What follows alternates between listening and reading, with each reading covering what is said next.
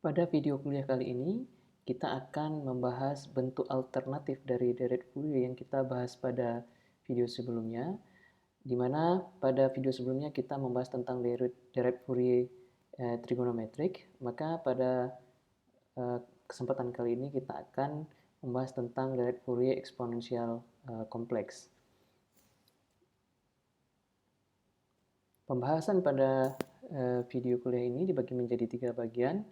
Pada bagian pertama kita akan membahas tentang frekuensi dasar dan frekuensi harmonik.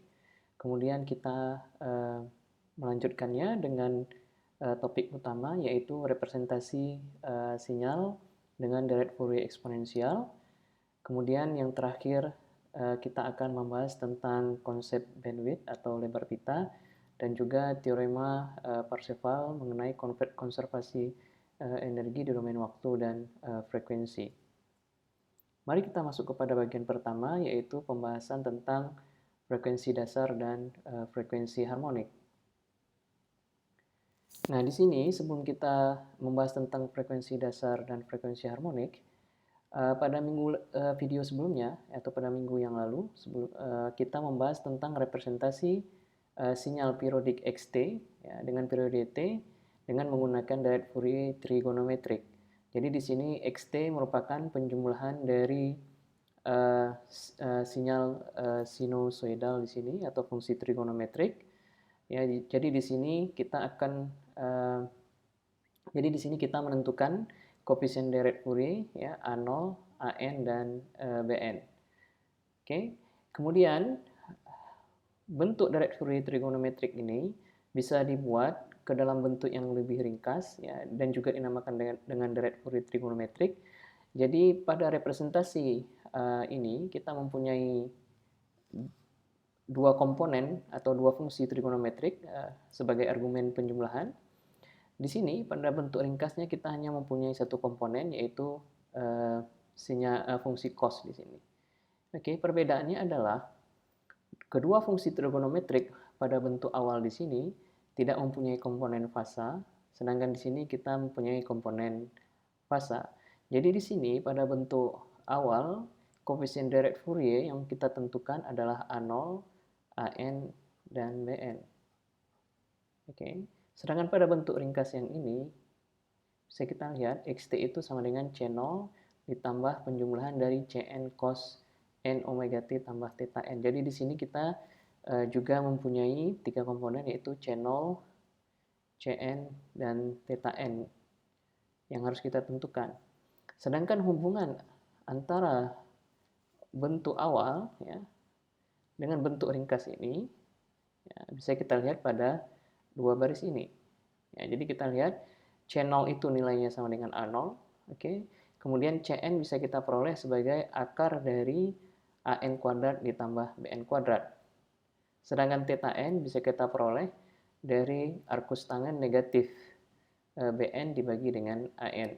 Jadi apabila kita mengetahui nilai A0, An, dan Bn, maka bentuk deret Fourier trigonometrik yang ada di sini bisa kita robah ke dalam bentuk ringkasnya dengan menggunakan hubungan antara C0, Cn, dan theta n dengan A0, An, dan Bn. Ya, jadi ini bisa kita buat sebagai poin penting pada slide ini.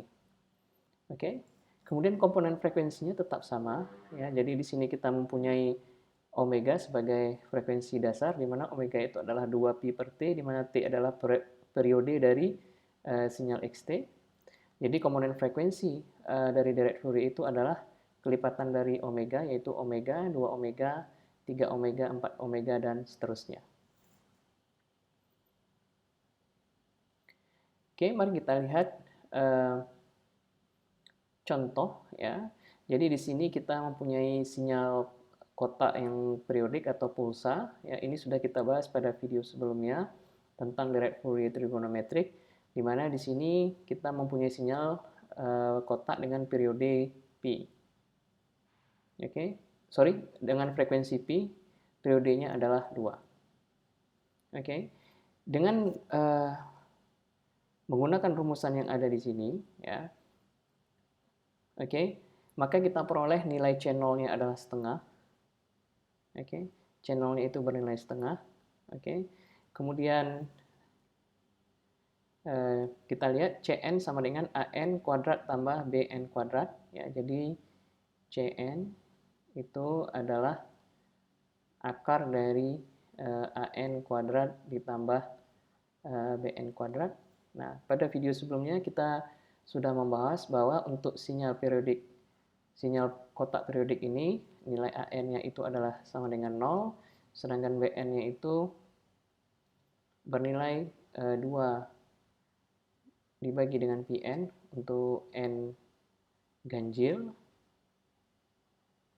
dan bernilai Bn itu bernilai 0 pada saat N-nya sama dengan genap, pada saat N genap. Oke. Dengan demikian, dengan menggunakan rumusan ini kita peroleh bahwa Cn itu sama dengan Bn. Oke, karena An-nya sama dengan 0, ya, karena An-nya sama dengan 0, maka kita mempunyai Cn adalah akar kuadrat dari Bn kuadrat, berarti Cn sama dengan Bn. Dengan demikian bahwa Cn juga bernilai 2 dibagi Pn untuk N ganjil, dan 0 untuk N genap. Oke, jadi kita lihat di sini, pada saat N-nya bernilai genap, 2, 4, dan 6, 8, dan seterusnya, maka nilai Cn itu sama dengan Bn, yaitu 0. Sedangkan untuk N ganjil, 1, 3, 5, 7, dan seterusnya, itu Cn adalah 2 per Pn. Jadi, untuk N sama dengan 1 di sini, kita mempunyai nilainya adalah 2 dibagi Pi. Oke, untuk 3, N sama dengan 3, kita mempunyai 2 dibagi dengan 3Pi. Ya, jadi N-nya diganti dengan 3. Oke, dan seterusnya, dan seterusnya. Jadi di sini kita mempunyai grafik, ya, di mana sumbu horizontalnya itu adalah N, sedangkan sumbu vertikalnya adalah Cn, dan ini dinamakan dengan spektrum magnitudo. Jadi nanti pada evaluasi, apabila nanti ditanyakan tentang spektrum magnitudo dari deret Fourier, nanti mahasiswa menggambarkan ya, grafik seperti ini, di mana sumbu horizontalnya adalah N, ya, kemudian sumbu vertikalnya adalah Cn. Nah, bagaimana cara menginterpretasikan grafik ini? Jadi bisa kita katakan bahwa pada frekuensi dasarnya omega, ya, jadi frekuensi dasar omega itu berhubungan dengan N sama dengan 1, ya, karena kita frekuensinya adalah N omega. Ya, jadi sinyal kita itu hanya mempunyai frekuensi N omega, jadi kelipatan dari omega. Jadi kalau N-nya sama dengan 1, jadi kita mempunyai frekuensi omega. Oke, jadi di sini kita lihat magnitudonya dominan. Oke. Kemudian pada saat frekuensinya 2 omega, ya, jadi N-nya sama dengan 2, ya, itu kita mempunyai magnitudonya adalah 0. Dengan demikian bisa kita katakan bahwa sinyal ini tidak mempunyai komponen frekuensi 2 omega atau 2 pi radian, ya, karena omeganya sama dengan pi di sini. Oke, jadi kita bisa katakan bahwa sinyal kotak ini tidak mempunyai komponen frekuensi 2 pi. Oke. Tetapi dia mempunyai komponen frekuensi 3 pi, ya, magnitudonya adalah 2 per 3 pi. Dan sinyal ini tidak mempunyai komponen frekuensi 4 omega atau 4pi, ya, karena magnitudonya sama dengan 0. Jadi dengan memperhatikan grafik atau spektrum magnitudo ini, kita bisa mengetahui komponen frekuensi dari sinyal periodik ini. Oke. Nah, jadi apabila kita buat dalam bentuk tabel, ya, grafik yang sudah kita bahas sebelumnya, jadi di sini kita buat tabel, ya. Jadi di header tabelnya kita buat nilai N-nya, ya, 1, 2, 3, 4, 5, dan seterusnya. Dan ini berhubungan dengan frekuensi untuk N sama dengan 1, itu berarti berhubungan dengan frekuensi omega, 2 berarti berhubungan dengan frekuensi 2 omega, untuk N sama dengan 3 berhubungan dengan frekuensi 3 omega, dan seterusnya. Kemudian kita masukkan nilai frekuensi dasarnya. Jadi di sini kita mempunyai komponen frekuensi pi, 2pi, 3pi, 4pi, 5pi, 6pi, dan seterusnya. Akan tetapi bisa kita lihat di sini, pada saat frekuensinya itu N-nya sama dengan 2, ya, itu magnitudonya dari 0. Jadi kita artinya tidak mempunyai komponen frekuensi 2pi. Ya. Kemudian di sini kita juga lihat pada saat n sama dengan 4, itu kita mempunyai magnitudonya 0, berarti kita tidak mempunyai komponen frekuensi 4pi, kemudian 6pi, dan seterusnya. Oke. Kemudian bagaimana hubungan omega dan F ya? Omega dan F ini sama-sama frekuensi, akan tetapi satuannya saja yang berbeda. Kalau omega itu dalam radian per second, sedangkan F dalam hertz. Jadi seperti kita ketahui, omega itu adalah 2πf. Oke, hubungannya dengan demikian F sama dengan 2pi per omega. Jadi sebagai contoh, pada saat omeganya itu adalah pi, ya, ini kita mempunyai ini terbalik, omega per 2pi, Jadi di sini pada saat omeganya sama dengan pi, jadi kita punyai pi dibagi dengan 2pi, jadi kita punya nilai adalah setengah, seperti yang kita peroleh pada perhitungan di sini. Kemudian pada saat omeganya adalah frekuensinya adalah 3pi, maka kita mempunyai frekuensi ya, 3pi dibagi dengan 2pi, maka kita peroleh frekuensinya adalah 3/2, seperti yang kita peroleh di sini. Oke. Dan di sini kita mempunyai ya, grafik spektrum magnitudo. Di sini sumber horizontalnya bukan lagi omega tapi F. Jadi kita boleh menggambarkan spektrum magnitudo di mana sumber horizontalnya boleh N, boleh omega, dan juga boleh F. Oke. Sorry, di sini N, tapi kita boleh dibuat bawahnya F, ya. Jadi 1 itu berhubungan dengan setengah, frekuensi setengah, 2 itu berhubungan dengan frekuensi 1, 3/2, 2, 5/2, dan 3. Oke, jadi dari sini ya, kita bisa melihat bahwa sinyal kita itu tidak mempunyai komponen frekuensi 1 Hz, 2 Hz, dan 3 Hz. Tetapi sinyal kotak yang kita lihat di sini mempunyai komponen frekuensi dalam Hz yaitu setengah. Oke. Kemudian 3/2, 5/2 Hz, dan seterusnya. Oke. Komponen frekuensi pada saat 0 Hz ini juga dinamakan dengan komponen frekuensi DC. Jadi ini sebagai catatan, karena di sini tadi saya tidak menjelaskan tentang komponen frekuensi pada saat 0 Hz. Oke. Sekarang kita lihat lagi komponen frekuensi dari sinyal, yaitu 0, ya. Kemudian omega, 2 omega, kemudian 3 omega, 4 omega, dan seterusnya, atau dalam bentuk n omega. Seperti yang sudah disampaikan sebelumnya, komponen frekuensi 0 itu disebut dengan komponen DC, sedangkan omega itu disebut frekuensi dasar, ya. 2 omega disebut frekuensi harmonik kedua, ya, karena ada angka 2 di sini, ya, kelipatan dari omega, yaitu 2 omega, jadi disebut dengan frekuensi harmonik kedua. Kemudian di sini 3 omega disebut dengan frekuensi harmonik ketiga, 4 omega disebut dengan frekuensi harmonik keempat, dengan demikian n omega disebut frekuensi harmonik ke n. Oke? Jadi kalau kita lihat di sini, ditanyakan berapakah frekuensi harmonik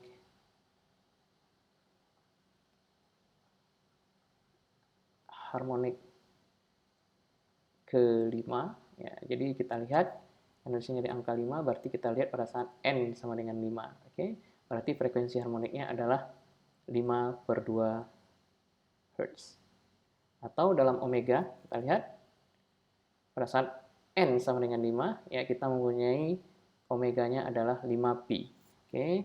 Jadi frekuensi harmoniknya adalah 5pi radian per second atau 5/2 Hz. Oke. Jadi sampai di sini saya harap mahasiswa sudah bisa memahami konsep dari frekuensi dasar dan frekuensi harmonik.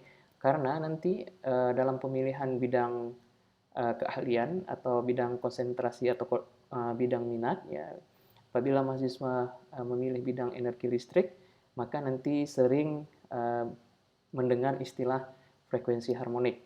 Jadi saya harapkan ini bisa menjadi bekal untuk mata kuliah pilihan di bidang energi listrik.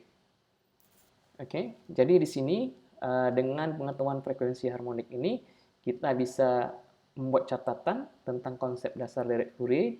Jadi sebuah sinyal periodik Xt dengan periode dasar T dapat dinyatakan sebagai penjumlahan sinyal sinusoidal dengan frekuensi F, berarti ini frekuensi dasarnya, dan semua sinyal harmoniknya. Berarti di sini kita berbicara tentang n omega, frekuensi n omega.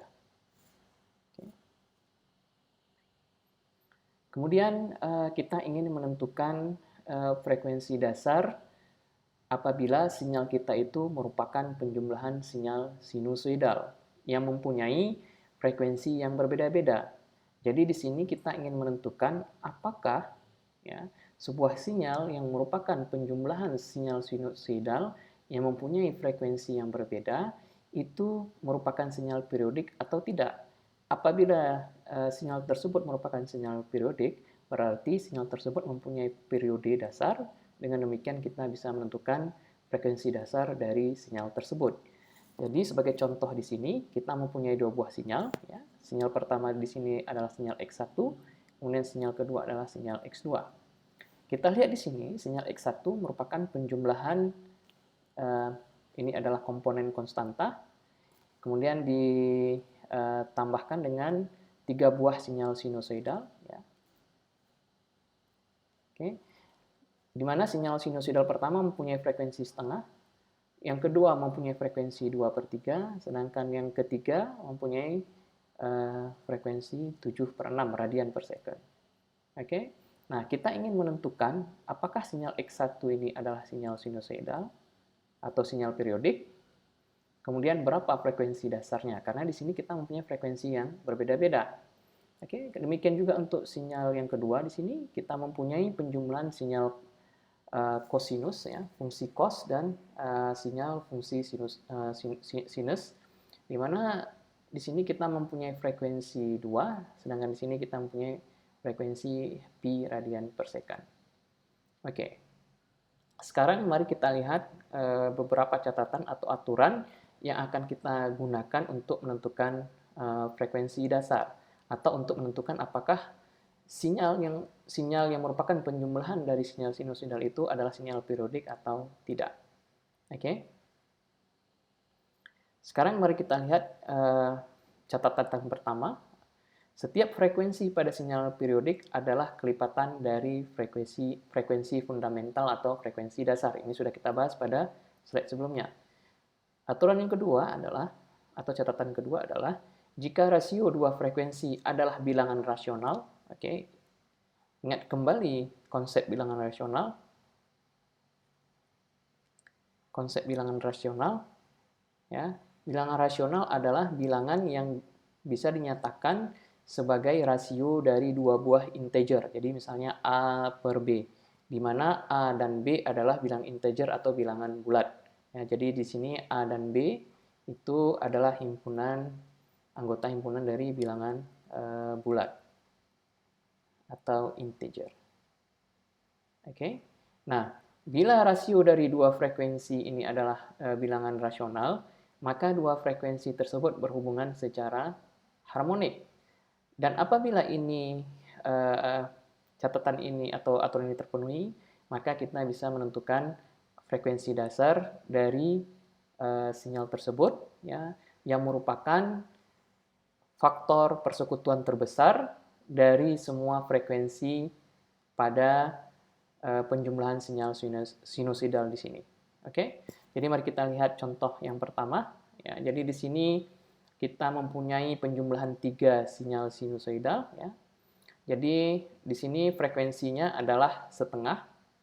Oke, di sini kita mempunyai frekuensi dari komponen pertama setengah, kemudian 2/3, kemudian 7/6. Oke, kemudian kita akan menentukan rasio dari dua frekuensi yang berurutan. Jadi kita lihat di sini rasio dari dua frekuensi yang berurutan. Jadi kita lihat di sini, kita ambil rasio dari setengah dan 2/3. Ini boleh yang mana duluan juga tidak masalah. Jadi kita lihat di sini rasio dari setengah dan 2/3. Oke. Oke, setengah dibagi dengan 2/3, kita peroleh setengah dikali dengan 3/2. Jadi kita peroleh hasilnya adalah 3/4. Oke, seperti yang kita peroleh di sini. Oke, kemudian rasio dari 2/3 dan 7/6. Oke, jadi ini sama dengan 2/3 dikalikan dengan 6/7. Oke, sehingga kita peroleh di sini adalah 4/7 karena 6 bagi 3 ini sama dengan 2, 2 kali 2 4 dibagi dengan 7. Oke. Nah, kemudian kita lihat pada poin ini, karena rasio di atas adalah bilangan rasional, kenapa? Karena di sini kita pada pembilang kita mempunyai bilangan bulat, di bawah juga punya bilangan bulat, di sini kita juga punya bilangan bulat, dan ini juga bilangan bulat, maka rasio yang kita punyai adalah bilangan rasional, maka frekuensi-frekuensi di atas berhubungan secara harmonik. Oke, karena frekuensinya berhubungan secara harmonik, maka sinyal X1 adalah sinyal periodik, kesimpulannya. Oke, nah karena sinyal X1 adalah sinyal periodik, maka kita bisa menentukan frekuensi dasar dari sinyal X1, yaitu seperti yang sudah dijelaskan pada slide sebelumnya, merupakan faktor persekutuan terbesar dari frekuensi sinyal penyusun sinyal X1, yaitu di sini setengah, 2/3, dan 7/6. Jadi, seperti kita ketahui, faktor persekutuan terbesar dari ketiga bilangan rasional ini adalah 1/6. Oke, pertanyaannya adalah bagaimana kita menentukan nilai 1/6 ini. Oke, jadi apabila kita mempunyai 3 buah bilangan rasional seperti ini, untuk menentukan faktor persekutuan terbesarnya, salah satu cara yang paling mudah adalah dengan menyamakan penyebut ya, dari ketiga pecahan rasional ini. Jadi di sini kita punya untuk setengah, ya, kita buat dalam bentuk 3/6. Ya, oke. Kemudian ya setengah itu 3/6. Kemudian 2/3 itu adalah 4/6. Ya. Oke. Kemudian 7/6 itu tetap. Ya. Jadi di sini kita penyebutnya sudah sama, yaitu 6. Jadi di sini kita tinggal menentukan faktor persekutuan terbesar dari pembilangnya 3, 4, dan 7 itu adalah satu faktor persekutuan terbesarnya. Oke, jadi adik-adik mahasiswa perlu melihat kembali konsep atau cara untuk menentukan faktor persekutuan terbesar. Oke, oke, dengan demikian frekuensi fundamental dari sinyal X1 adalah 1/6. Oke, oke, berarti apabila kita lihat ya komponen frekuensi di sini 3/6 ya, 4/6 dan 7/6, ini berarti kita mempunyai komponen harmonik ketiga ya. Ingat lagi, karena frekuensi fundamentalnya adalah 1/6, maka 3/6 itu adalah 3 dikali 1/6 ya, kemudian 4 dikali 1/6 untuk 4/6, kemudian 7 dikali 1/6. Oke. Ingat, ini adalah frekuensi dasarnya, berarti 3 omega, 4 omega, dan 7 omega, berarti kita mempunyai komponen harmonik ketiga. Ini N-nya sama dengan 3, 4, dan 7. Jadi, sinyal X1 ini terdiri dari komponen harmonik ketiga. Ya, di sini 3, komponen harmonik ketiga, harmonik ke-4, dan harmonik ke-7. Harmonik ke-4, ini harmonik 7. Oke. Nah, jadi di sini adalah ilustrasi dari sinyal X11, 7 cos setengah T tambah theta 1. Oke. Jadi di sini dianggap ya, nilai tetanya kita tidak perlu terlalu berpengaruh pada ilustrasi ini. Yang penting adalah frekuensinya. Kemudian di sini kita mempunyai sinyal X12, yaitu 3 cos 2/3 T tambah theta 2. Oke, kemudian kita di sini juga mempunyai sinyal X13. Dan apabila ini kita jumlahkan semua, kemudian ditambah dengan 2, ini adalah sinyal X1, maka kita lihat ya, ini sinyal periodik, X12 sinyal periodik, X13 juga sinyal periodik, dan kemudian apabila ini dijumlahkan, hasilnya kita juga mendapatkan sinyal periodik, tapi bentuknya bukan lagi sinusoidal. Oke? Akan tetapi tetap sinyal periodik. Ya, jadi di sini periodenya adalah 12pi. Jadi kalau kita lihat dari gambar di sini. Oke. Oke. Nah, sekarang kita ingin mengetahui berapakah sih frekuensi dasar dari sinyal X1T ini. Kalau memang T-nya adalah 12pi. Jadi kita gunakan lagi rumusnya. Omega itu adalah 2pi per T. Atau di sini T itu adalah 2pi per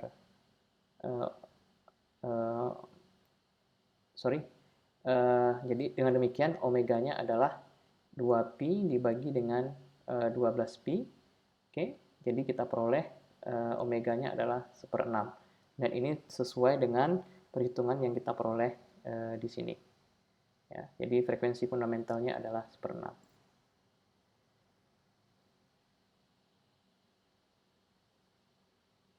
Oke, kemudian kita masuk kepada pembahasan tentang frekuensi dasar untuk sinyal X2, di mana X2 adalah 2 cos 2T tambah theta 1 ditambah 5 sin pi T tambah theta 2. Oke. Jadi pada bagian pertama di sini ya kita mempunyai komponen frekuensinya adalah 2. Oke, kemudian pada bagian kedua sinyal sinusoidal kedua kita mempunyai frekuensi pi. Dengan demikian rasio dari frekuensi ya dari kedua komponen ini adalah 2 dibagi pi. Oke. Jadi rasio di sini bukan merupakan bilangan rasional. Kenapa? Karena 2 itu adalah bilangan bulat, sedangkan pi bukan bilangan bulat. Ingat lagi definisi bilangan rasional. Karena rasio di atas bukan bilangan rasional, maka frekuensi di atas tidak berhubungan secara harmonik. Oke? Karena tidak berhubungan secara harmonik, maka sinyal X2 bukan sinyal periodik. Dengan demikian, kita tidak perlu menentukan frekuensi dasar dari sinyal X2 karena sinyal X2 bukan sinyal periodik. Jadi, begini kira-kira ilustrasinya. Jadi komponen pertamanya adalah periodik, ya. Sinyal 2 cos 2T tambah theta 1 itu adalah periodik. Kemudian komponen kedua juga periodik, akan tetapi penjumlahannya ya sinyal X2 di sini bukan sinyal periodik. Walaupun nanti mahasiswa menduga bahwa nilai di sini pada puncak di sini pada saat T sama dengan 0 itu berulang pada saat T sama dengan 6. Akan tetapi ini nilainya tidak sama. Kita lihat di sini ya garis di sini pada saat T sama dengan 6 amplitudenya itu sedikit di bawah garis. Oke. Dan kemudian kita lihat ini selang atau interval waktunya adalah 6. Dan apabila kita lihat lagi pada saat T-nya adalah 12, ini semakin kelihatan bahwa nilainya itu tidak sama antara amplitudo pada saat T sama dengan 0, T sama dengan 6, dan T sama dengan 12. Apabila sinyal ini periodik, seharusnya nilai amplitudo pada saat T sama dengan 0, T sama dengan 6, dan T sama dengan 12 itu nilainya sama apabila kita tentukan periodenya adalah 6 di sini ya. Karena interval waktu yang kita lihat adalah 6.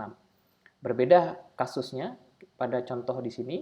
Di sini amplitudo pada saat T sama dengan 0 sama dengan pada saat T sama dengan 2 dan pada saat T sama dengan 4, 6 dan seterusnya.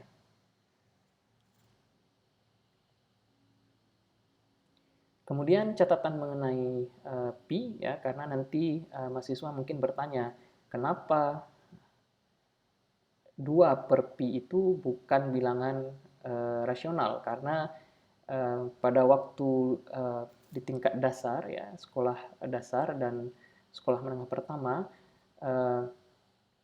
adik-adik mahasiswa sering membuat nilai pendekatan untuk pi yaitu 22 per 7 ya ini sering digunakan ya kenyataannya nilai pi yang sebenarnya adalah seperti ini sedangkan nilai 22 per 7 adalah seperti ini. Oke. Jadi sebenarnya pi itu tidak sama dengan 22 per 7, tapi didekati dengan 22/7. Jadi kita lihat di sini nilainya hanya sama persis pada dua angka di belakang koma. Untuk selanjutnya nilainya berbeda. Oke, jadi kesimpulannya pi itu tidak sama dengan 22/7. Jadi di sini telah dibuktikan ya, mahasiswa bisa melihat buku-buku populer tentang matematika bahwa pi itu merupakan bilangan yang tidak rasional. Sedangkan 22/7 adalah bilangan rasional. Jadi apabila ya karena kesalahan konsep bahwa pi itu sama dengan 22/7, jadi apabila nanti mahasiswa mau substitusikan 2 dibagi pi itu adalah 22/7, maka kita di sini mempunyai 14/22. Dan hasilnya adalah kita mempunyai bilangan rasional. Oke, tetapi kesimpulan di sini salah. Ya, karena pi itu tidak sama dengan 22/7.